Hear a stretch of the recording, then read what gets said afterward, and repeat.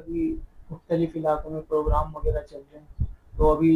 India से ख़ास तौर पे चल रही मामला, इसके हवाले से बताइएगा। देखिए 1998 में जो पाकिस्तान ने एक एटमी धमाका किया और जिसका तारीख थी 28 मई, मैं समझता हूँ कि तारीख के अंदर एक सुनहरी सुनहरी हरूफ से लिखा जाने वाला वो एक मौका है जब चाबी के पहाड़ जो है वो उन्होंने गोल्डन कलर अख्तियार किया और वाकई पाकिस्तान का नाम दुनिया भर में रोशन हुआ कि पहला इस्लामी मुल्क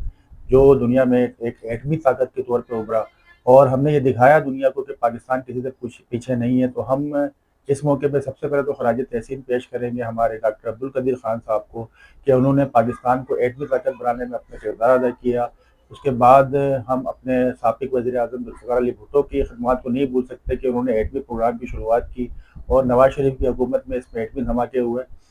अब इस दफ़ा जो है क्योंकि जंग का एक मामला रहा, पिछले अप्रैल के महीने से लेके मई के महीने तक इंडिया और पाकिस्तान की जंग रही, जिसके अंदर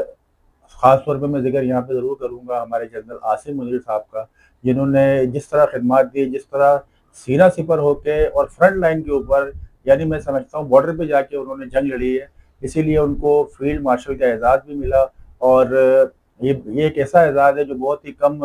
हमारे जो है वो फौजी सरबराहान को दिया गया। तो मैं इस पे उनको मुबारकबाद भी पेश करता हूँ।